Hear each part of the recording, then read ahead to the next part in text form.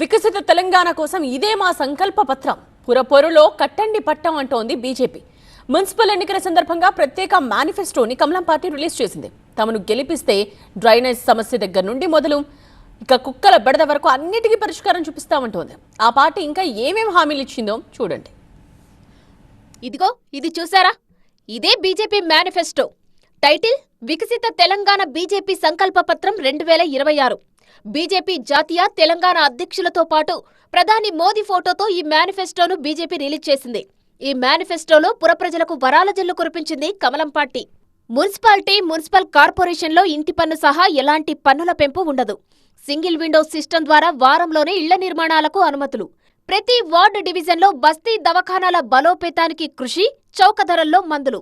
అర్హత కలిగిన మున్సిపాలిటీలు, కార్పొరేషన్లను స్మార్ట్ సిటీస్ గా ప్రకటించేలా కేంద్రాన్ని ఒప్పిస్తామని మేనిఫెస్టోలో ప్రకటించారు.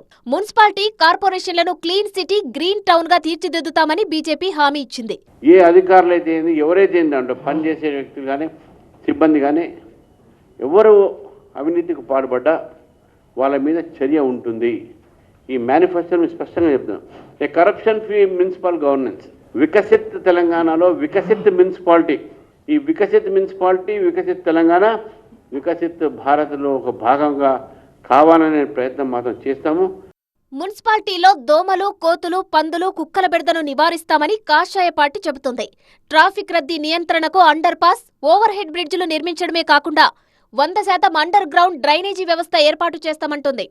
మున్సిపాలిటీలో దేవాలయాల పరిరక్షణ, కబ్జాల నుంచి దేవాలయ భూముల విముక్తి, ప్రతి మున్సిపాలిటీలో గోశాలల ఏర్పాటుతో గోవులకు రక్షణ కల్పిస్తామని హామీ ఇస్తోంది. పోలీస్ శాఖ సహకారంతో షీ టీమ్స్ వ్యవస్థ బలోపేతం చేస్తామంటోంది. స్కిల్ డెవలప్మెంట్ సెంటర్లు ఏర్పాటు చేసి క్రమం తప్పకుండా జాబ్ మేళాలు నిర్వహిస్తామంటోంది బీజేపీ. అసెంబ్లీ ఎన్నికల తరహాలో మున్సిపల్ ఎన్నికలకు సైతం మేనిఫెస్టో ఇచ్చింది కమలం పార్టీ.